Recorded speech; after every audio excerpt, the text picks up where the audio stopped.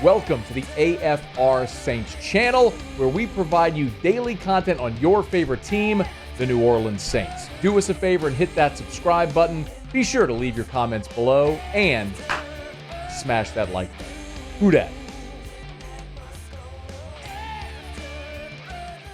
Hey, let's start with Alvin Kamara. So, plea deal out in Vegas. What's a realistic timeline that we can expect the NFL to dole out some form of punishment, if anything? I mean, I would expect that they've had a long time to review this. So I don't know how much more investigating they need to do on their own, and they were just waiting for the results of the criminal trial. So I would imagine this is something they should be able to get done before the season. Obviously, there would be time for him to file an appeal, for them to hear an appeal. A lot of that stuff takes time. But I think all parties would be interested in having the timeline set to where it could all be sorted out before week one. Doesn't always work that way, but feels like there's time to do that. Yeah. We've always just kind of been under the assumption that it would be 6 games because it's I think there was a report by Pro Football Talk that said that if it's a felony, and he was charged with a felony, since he is pleading no contest to a misdemeanor, I don't know if that automatically applies. He was charged with a felony. He was not found guilty of a felony. So I don't know if 6 games is automatic. I'm not completely clear on that. Right.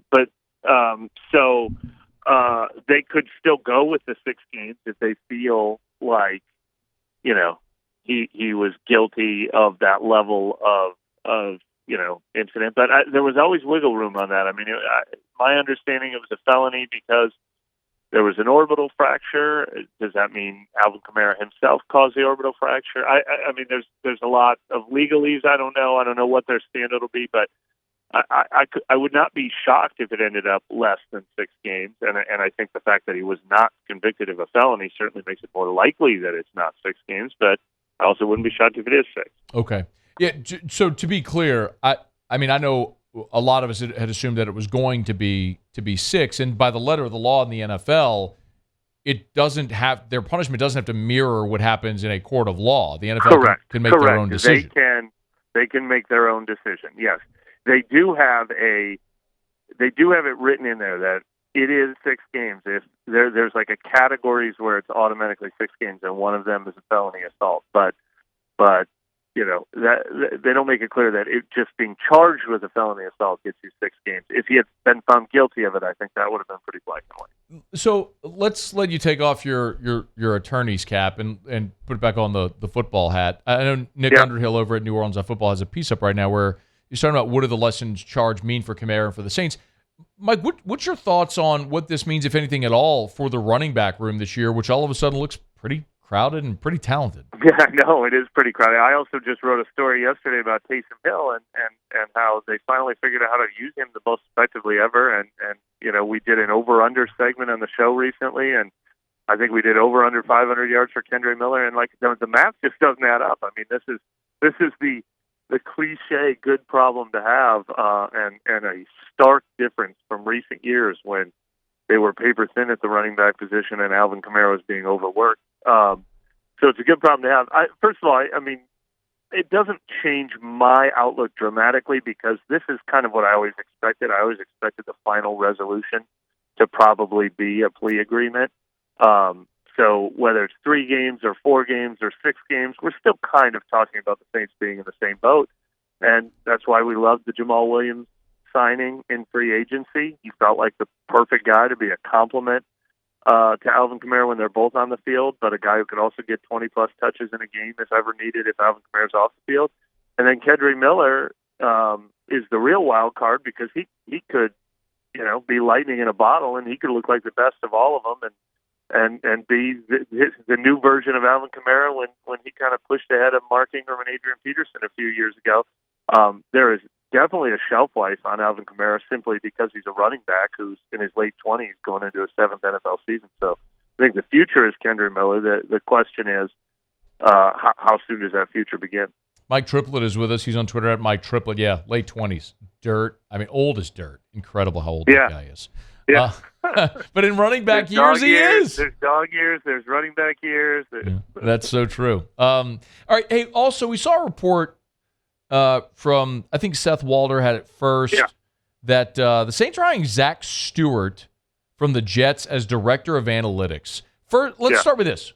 What is a director of analytics going to do? Well, they had one that they have to replace, and it was an amicable departure. He wanted to, I think, live closer to his family, and so they just didn't renew his contract. But they have embraced analytics, despite what Sean Payton said when he got to Denver, and he said, "Wow, their analytics department is next level," which was hilarious because the Saints could have had whatever analytics department Sean Payton wanted them to have, but no, it was something they embraced, and kind of were at the forefront at. Although other teams have taken it next level since then. Sorry, one second. No, you're good. Get the call. But Zach Stewart fascinates me because he is relatively new to the NFL, and I really look forward to finding out more about him. He was getting his PhD at New Mexico and competing in the NFL's Big Data Bowl competition. And he wasn't really directly involved in sports when the Jets hired him in 2020. He's relatively young. He's relatively new to sports, but obviously advancing quickly. And I kind of like the idea of the Saints thing. I mean, analytics is thinking outside of the box. I mean, that could be anything from game management to trends to tendencies to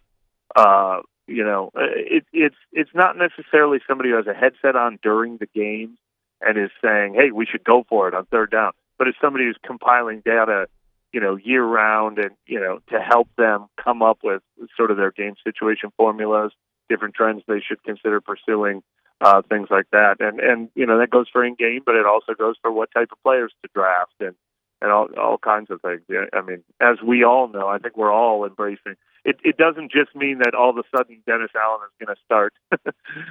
I don't punt anymore now because we got a new director of analytics. Onside kick, always on every kickoff, always go forward on fourth down. Yeah. Hey, look, there's some truth to some of that stuff. I remember having a conversation with their former data analyst or whatever about the thought behind when you're down by 9 going for too early. Conversation that people love to have. That kind of stuff is always fascinating. Mike Triplett is with us, neworleans.football. By the way, I know on the pod, I was looking at your Twitter.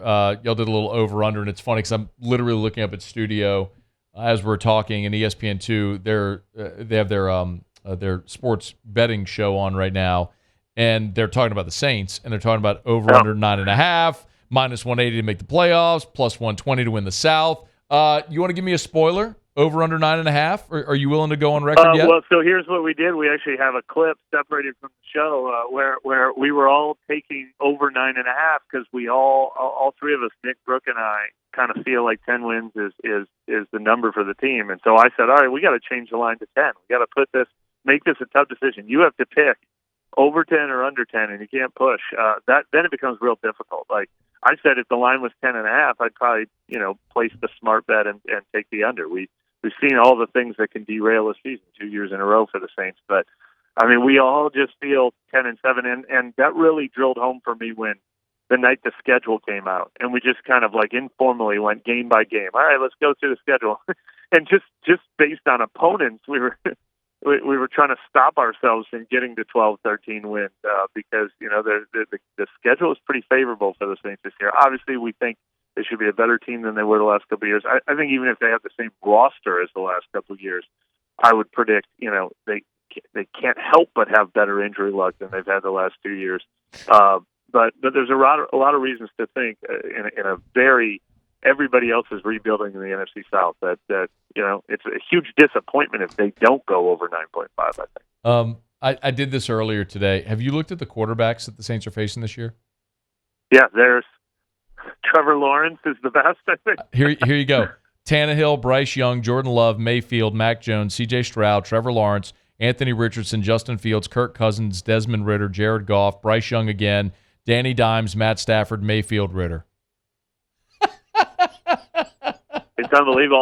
Although there's some running QBs. There's some running QBs in there. That's true. They're kryptonite. That's very true. Hey, all right. Before you go, Mike Triplett, our guest, neworleans.football.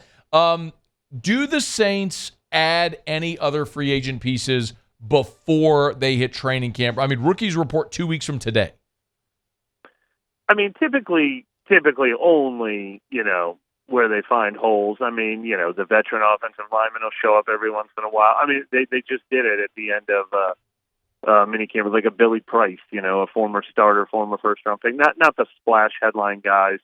I have wondered if, there's obvious interest in trading for Hunter Renfrow and the thought that Hunter Renfrow might become available from the Raiders after they've added to their wide receiver core. Maybe that's a position where they're still not quite done yet. I've wondered, why is Jarvis Landry still sitting out there? But I other than maybe Hunter Renfrow or the receiver position, I don't expect any splash moves at this point. He is Mike Triplett on Twitter, at Mike Triplett. Joins us every Thursday during the NFL season. We're looking forward to continuing that this year. We appreciate a couple minutes today. Thanks as always, man. Thank you. Hey, thanks so much for watching. Please leave your comments. I love to interact. And be sure to hit the red subscribe button below.